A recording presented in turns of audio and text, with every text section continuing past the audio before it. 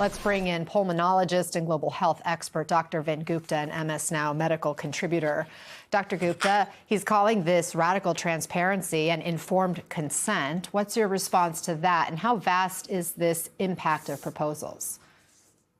Well, Anna, just to begin with that, it's incredibly vast. If they're saying that any services that are provided in hospitals for gender-affirming care will be Medicare and Medicaid funding will be put at risk for any other unrelated service. That's 40% of revenues for hospitals across the country. So the scope and the impact here is huge. I'll just take issue with his words, though, and his framing. There's no evidence, let's be clear, that gender-affirming care, the best research, and there's limitations, but the best research has actually shown it actually improves overall mental health and well-being for those that undergo it. And there's no evidence that it's actually harmful. There are some risks, physiologic, to say bone health and cardiovascular risks that we have to monitor, hence the importance of clinically driven care. That's critical. But this notion here that there isn't informed consent, this notion that this is somehow impinging on people's freedoms, that's wrong. This is something that every medical society has recommended. And again, there's no evidence that it's actually harmful. So let's be clear on that.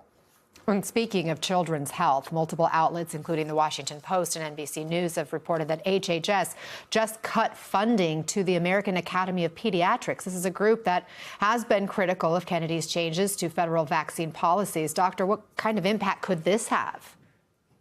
Well, the American Academy of Pediatrics, as somebody that works closely with them, I'll say that they stand up to understand and advocate for patients, families that have suffered from, say, sudden infant death syndrome, SIDS for short, for other youth and adolescent health issues, addiction disorders. This is what's being put at risk here: advocacy, funding, clinical programs. We can't have an AAP, an American Academy of Pediatrics, that cannot do its job on these really critical topics. And that's what they're putting at risk through these millions of grants that they've suspended.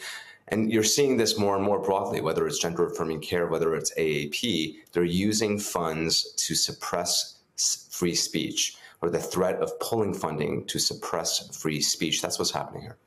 And doctor, we've got to talk about the flu, because it is everywhere right now, at least here in the Northeast. The South's also experiencing an uptick. So it is officially flu season. What is making these regions in particular such hotbeds for flu activity right now?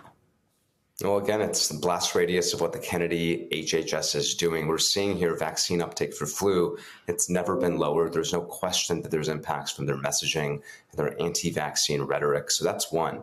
Two, in places like New York City and other parts of the country, one, we have an unprotected set of communities. Two, we have highly dense schools. And so in New York, we're seeing skyrocketing cases because it's a dense environment, not enough flu vaccine.